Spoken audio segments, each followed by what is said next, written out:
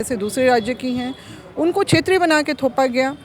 उर्दू जो जिसके लिए उर्दू भाषी या मुस्लिम भी जो हैं वो भी हैरान हैं कि सब जगह तो उर्दू बोलने वाले नहीं है, मगर उर्दू को भी हर जगह ही, हर ज़िला में 24 ज़िला में उसको उनके लिए जगह बनाई जा रही है। और हमारे अपनी आदिवासी भाषाएं जितनी हैं और झारखंडी बोलियां जो हैं, उनको जो है जगह जो देने की बात नगण्य हो गई है। यहाँ पर हमारे लिए कोई व्यवस्था नहीं आ रही है भाषा को लेके।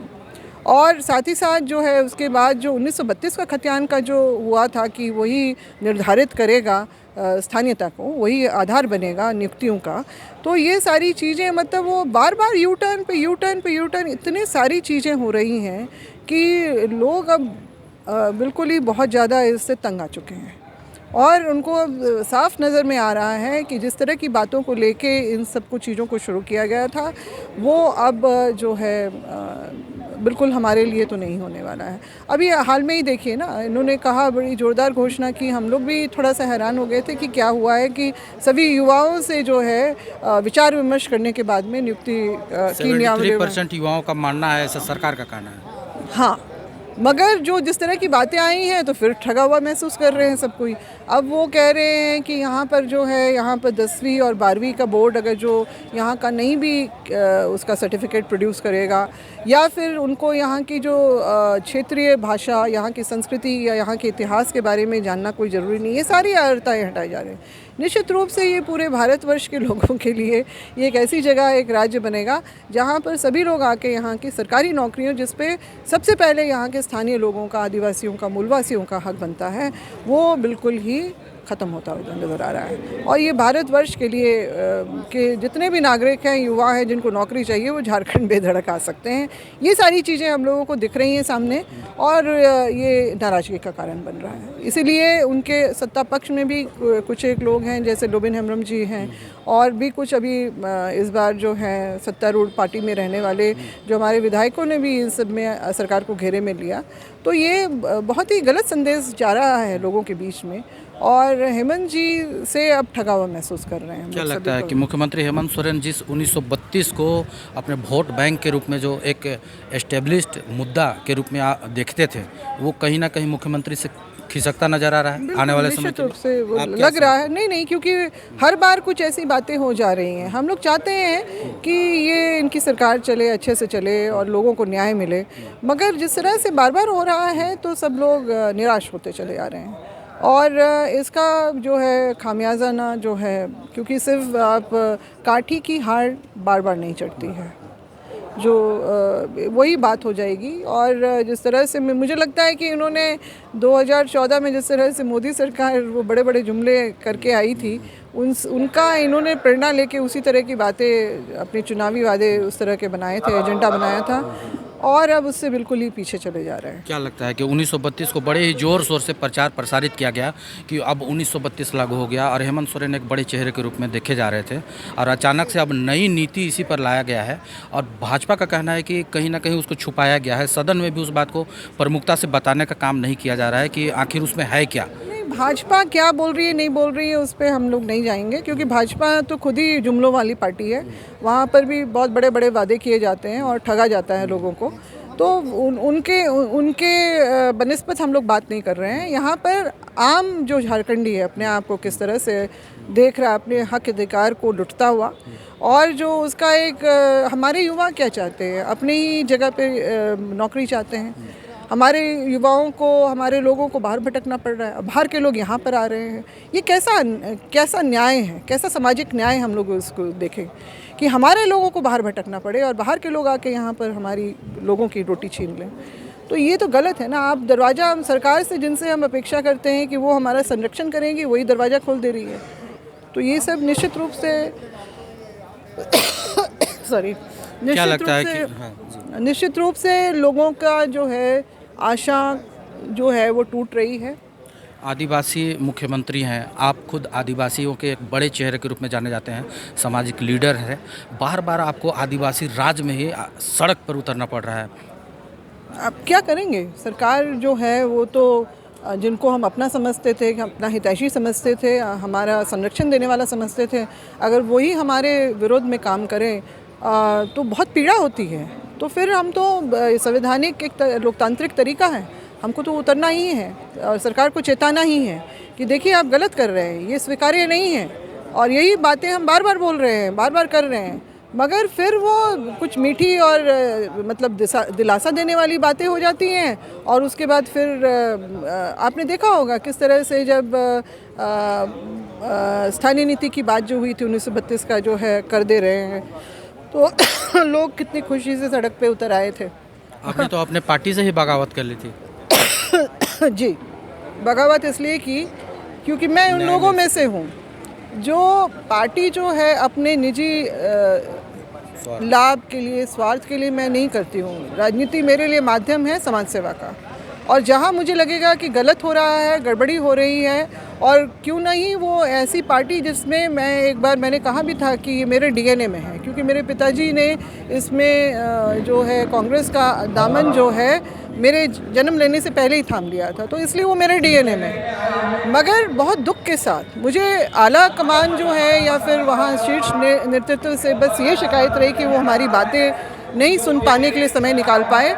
मगर जो झारखंड राज्य में जो भी कुछ हो रहा था उसने मुझे मजबूर किया कि जिस भाषा के विरोध में मैंने 2011 में बतौर विधायक जो अपना विरोध प्रकट किया था सदन में, और फिर जो मंत्री रहते हुए भी जो मैंने किया था, वो तो एक बहुत ज़ोरदार तमाचा था कि जिस तरह से जिन बोलियों को हम लोग यहाँ अपने राज्य में बिहार में आपको मैथिली मगही और भोजपुरी को जो क्योंकि वो बोली की श्रेणी में आते हैं तो उसको बिहार में भी उसको जो है मान्यता प्राप्त नहीं है स्कूल पढ़ाई के स्तर पे या ये दफ्तर के इस्तेमाल में।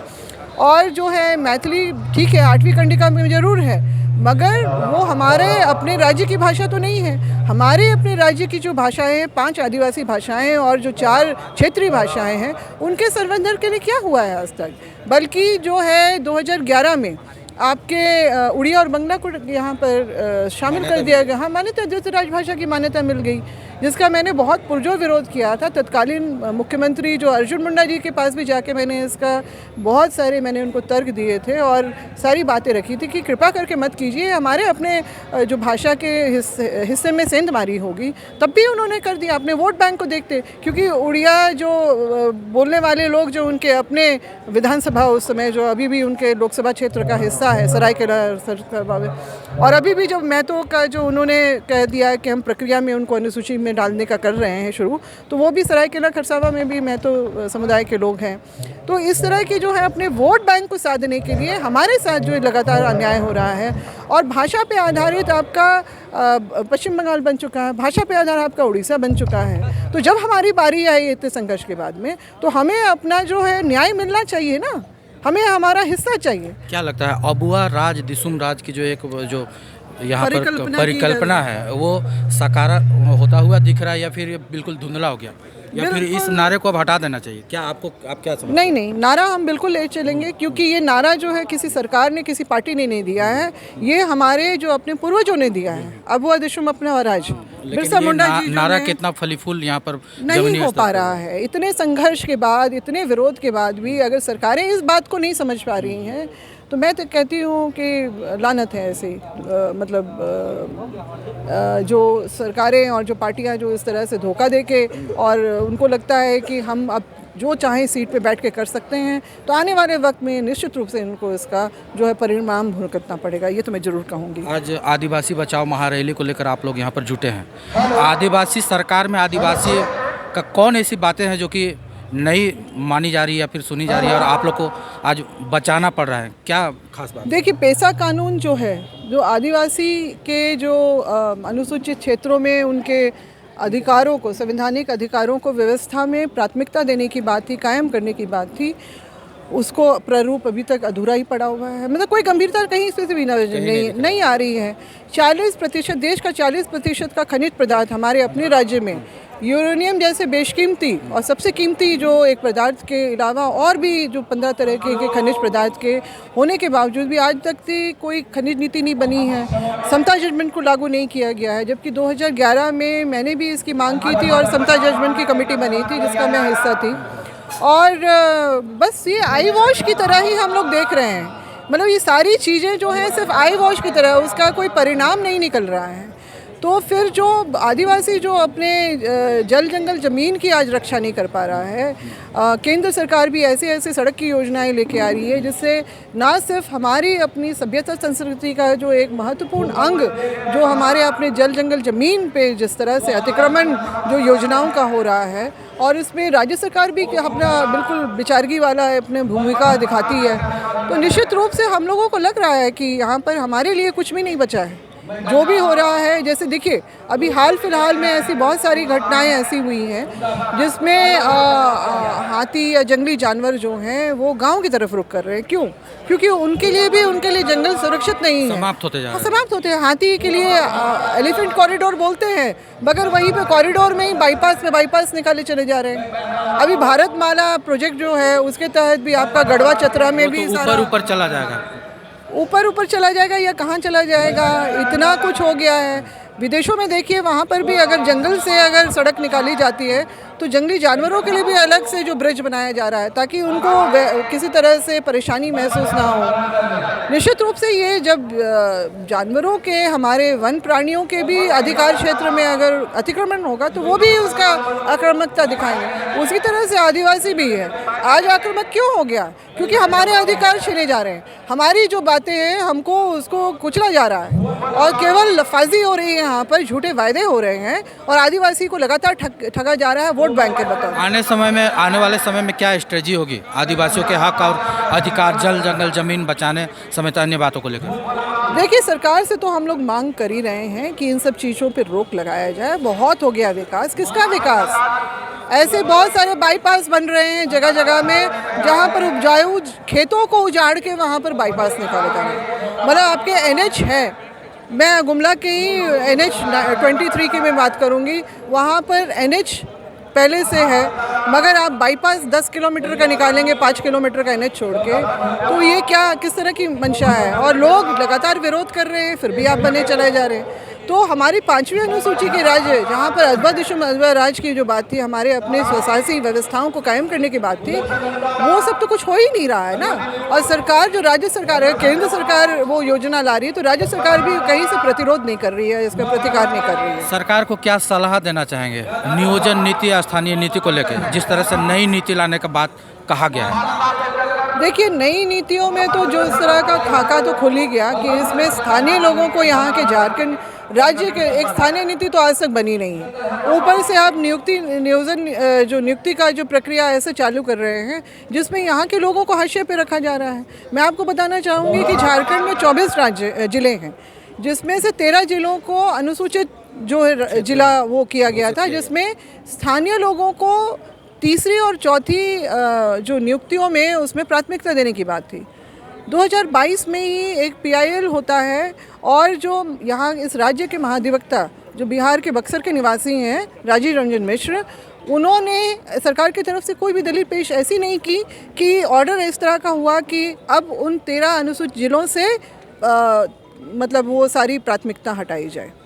तो फिर आपका कहाँ जाएगा? आपके जो स्कूल में नौकरी करने वाला एक अध्यापक और जो क्लर्क है, और या फिर अभी 4वीं में जो भी आपका पियून बनेगा या सफाई कर्मचारी, वो भी बाहरी लोग आके ले जाएंगे। तो फिर गरीब आदिवासी यहाँ का झारखंडी कहाँ जाएगा बताइए? तो ये कुल मिला के जो है हमारे लिए हानिकारक ही सरकार है, चाहे केंद्र में बोले, क्योंकि वो भी हमारे अस्तित्व को, पहचान को मिटाने का उन्होंने पूरा खाका बना दिया है।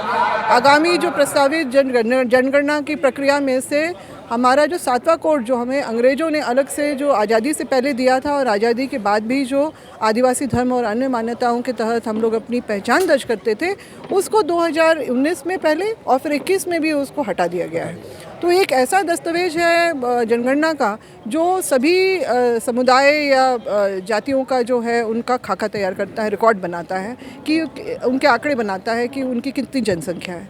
तो जब हमारा कॉलम कोड हट जाएगा, यानी कि हम बतौर आदिवासी रिकॉर्ड ही नहीं होंगे, तो कहाँ हमें धर्मांतरण किया है। हेमंत सोरेन को इन तमाम चीज़ों पर ध्यान देना चाहिए, सेंट्रल को भी प्रेस्क्राइब करें। बिल्कुल बिल्कुल।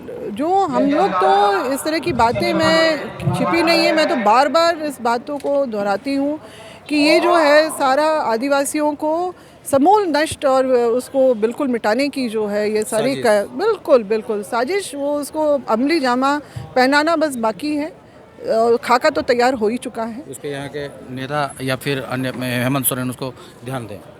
निश्चित रूप से ध्यान दें, हम तो बताते ही हैं लोगों को, और फिर ये लोग ध्यान दें, कार्रवाई करें, अपने तरफ से कुछ तो भूमिका अपनाएं, निभाना चाहिए। हाँ, अपनी आवाज़ भी तो उठानी चाहिए। कल को जब चुनावी मैदान में जाए तो ये कह सके कि उन्होंने अमुक काम आदिवासियों या मूलवासियों के लिए किया। निश्चित रूप से। ये थी पूर्व मंत्री गीता श्री उरांव। आदिवासियों के हक और अधिकार समेत आदिवासी मूलवासियों के तमाम विषयों को गंभीरता से हमारे साथ बातचीत की। अगले बार फिर एक नए शख्स से मुलाकात होगी, तब तक के लिए नमस्कार, जोहार, सत श्री अकाल।